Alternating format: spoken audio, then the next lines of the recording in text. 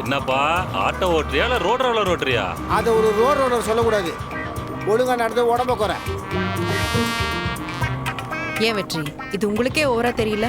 நடந்து போறவங்க கூட உங்களை ஓவர்டேக் பண்ணிட்டு போறாங்க. ஏங்க நீங்க இவ்ளோ ஸ்லோவா போனீங்கன்னா நான் எப்போ ஆஃபீஸ்க்கு போய் சைன் பண்ணி வீட்டுக்கு திரும்ப வரதுக்கு 12 மணி ஆகும். அப்புறம் நான் என்ன வேலை பார்க்கறது? ப்ளீஸ் கொஞ்சம் சீக்கிரமா போங்க. ஏங்க எனக்கு ஆட்டோ சல்ல புள்ளின்னு சந்திர போதுலாம் ஓட்ட தெரியும். அப்புறம் ஆனா அப்படி போக மாட்டேன். எதுக்கு? ஏன்னா இப்போ உங்க வயிற்றுல பாப்பா இருக்குதுங்க. இந்த மாதிரி நேரத்தில் நம்ம ரொம்ப ஜாகிரதையா இருக்கணுங்க. அழுங்காம குழுங்காம போகணும். பிரசவத்துக்கு ஆட்டோ இலவசம்னு சொல்லலாங்க. ஆனால் ஆட்டோக்குள்ளேயே பிரசவம் ஆகிடக்கூடாதுங்க. தட் இஸ் ஒய்ங்க நான் வண்டியை ஸ்லோவாக ஓட்டுறேன்.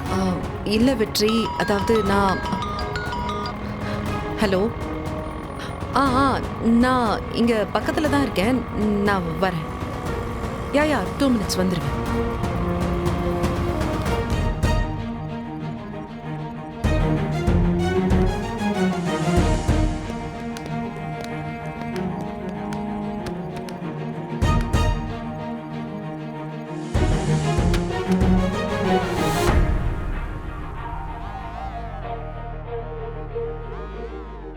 ஏங்க என்னங்க இப்படி பார்த்துட்டு இருக்கீங்க? என்னடா எம்எல்ஏ ஆஃபீஸ் போய் இவ்வளோ பிரம்மாண்டமாக இருக்குன்னா, இது இந்த அரசாங்கம் உங்கள் மேலே வச்சுருக்க நம்பிக்கை, இந்த மக்கள் உங்கள் மேலே வச்சுருக்க அன்போட பிரதிபலிப்பு. சூப்பராக கெத்தாக உட்காருங்க. அது இல்ல வெற்றி,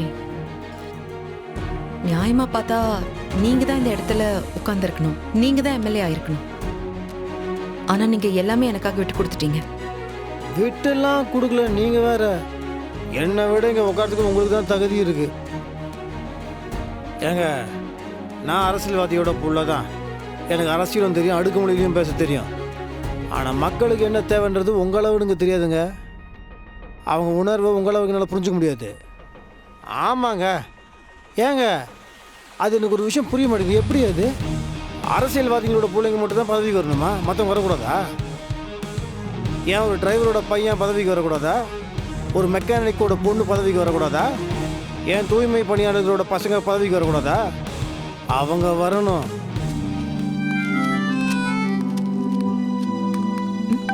என்னங்க இவ்வளவு சீக்கிரம் வந்துட்டீங்க? இவ்வளவு சீக்கிரமா?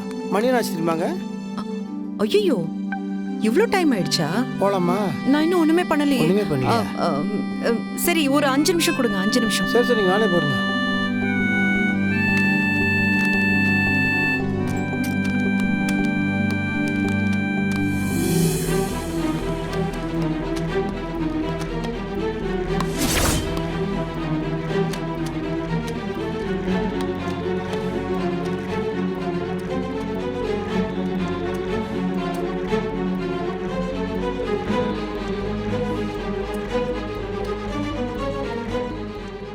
Hello, excuse me. என்னது இது? என்னது? அதா டைம் கிடைக்கல. டைம் கிடைக்கலையா? ஆமா. ஏங்க என்னங்க நீங்கள் விளையாடுறீங்களா? நீங்கள் டவுலூண்டு சாப்பாடு கொண்டு வந்திருக்கீங்க, அது சாப்பிட்றதுக்கு நேரம் கிடைக்கல உங்களுக்கு?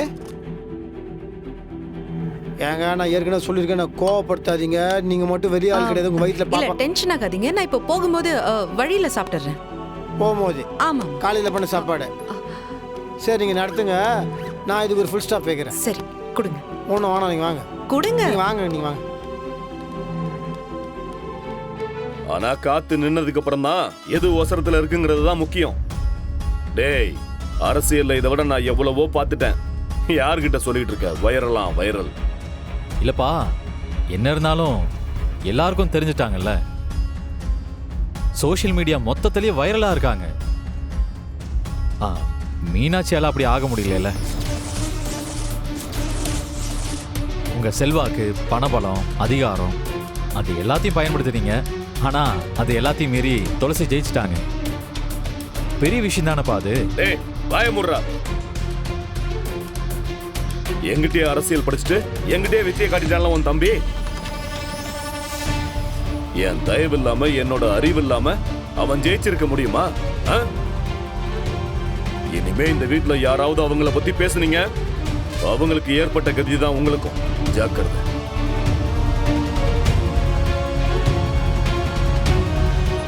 உங்களுக்கு இதெல்லாம் தேவையா? எதுக்கு அவளை பத்தி பேசி மாமா கிட்ட ஏத்தி விடுறீங்க? இங்க பாரு மீனாட்சி, நீ இதில் தலையிட வேண்டாம். நீ எனக்கு பொண்டாட்டி ஆகிறதுக்கு முன்னாடியே அவன் என் கூட பிறந்த தம்பி. அவனை பற்றியோ துளசியை பற்றியோ நான் பேசுகிறத யாராலையும் தடுக்க முடியாது. பிரிஞ்ச குடும்பம் சேரணும், அதுக்கு அவர் மனசில் அவங்கள பற்றின தப்பான எண்ணம் போகணும். அதுக்கு நான் அப்பப்போ எங்கள் அப்பா கிட்ட சொல்லிட்டு தான் இருப்பேன். டேய், நீ பண்றதெல்லாம் கரெக்டு தான்டா. ஆனா அவன் கோவப்படுற மாதிரிலாம் சொல்லாத, கொஞ்சம் பக்குவமா எடுத்து சொல்லு. ம் மீனாட்சி, இந்த விஷயத்துல நீ தலையிடாத.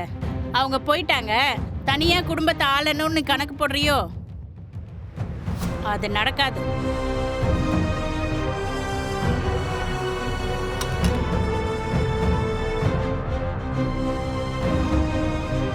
அண்ணனுக்கு தம்பி மேல இவ்ளோ பாசமா? இரு இரு, இது எல்லாத்துக்கும் சேர்த்து மொத்தமா ஆப்பு வைக்கிறேன். சார். வா சத்யா. என்ன சார் கூப்பிட்டீங்களா சார்? ஆமா. என்ன சத்யா, ஆபீஸ் எல்லாம் பிடிச்சிருக்கா? சார் என்ன சார், தம்மா துண்டு கேரேஜில் இருந்த வாழ்க்கை சார் என்னது? இவ்வளோ பெரிய இடத்துல உட்கார வச்சிருக்கீங்க, இதை போய் நல்லா இருக்கான்னு கேட்டுன்னு இருக்கிறீங்க. சார் சும்மா சொர்க்கத்துல இருக்க மாதிரி இருக்கு, ஜில்லுனுக்கு சார், ஃபுல்லி ஏசி. சார் இப்பெல்லாம் நான் வெளில போனா என்ன குடிகாரன் கூட யாரும் கூப்பிடுறது இல்லை சார். எல்லாரும் என்ன மரியாதையா பாக்குறாங்க சார். இதெல்லாம் நீங்களும் ஓனரும் சேர்ந்து எனக்கு உருவாக்கி கொடுத்தது தானே என்ன சார்? அதெல்லாம் இன்னைக்குமே மறக்க முடியாது சார். ஐயோ, பெரிய வார்த்தையெல்லாம் சொல்லாதப்பா. இதுல என்னோட பங்கு ஒன்னும் கிடையாது. எல்லாமே அஞ்சலியோட உழைப்பு தான். இப்போ இருக்கிற மாதிரி நீங்க எப்பவும் சந்தோஷமா இருக்கணும். Thank you sir. சார் எதுக்கு கூப்பிட்டீங்க சார்? சத்யா, இத அக்கவுண்ட்ஸ் டிபார்ட்மெண்ட்ல கொடுத்துருங்க. சரிங்க 1 மினிட். இது பர்ச்சேஸ் டிபார்ட்மெண்ட். சரிங்க சார்.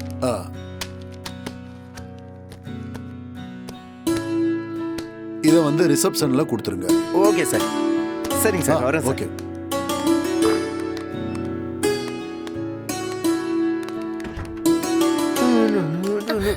சார் பார்த்து வர மாட்டீங்களா? புஷ்பா மேடம், என்ன மேடம் எல்லாத்தையும் உங்களாண்ட தான் கொடுக்க வந்தேன், தட்டி விட்டீங்களா? Sorry sir. என்ன மேடம்? என்ன மேடம் இங்க அவசரமா போய் நிக்கிறீங்க? லஞ்ச் சாப்பிட்டீங்களா? வாயை திறக்க மாட்டீங்களா? இந்தாங்க மேடம்.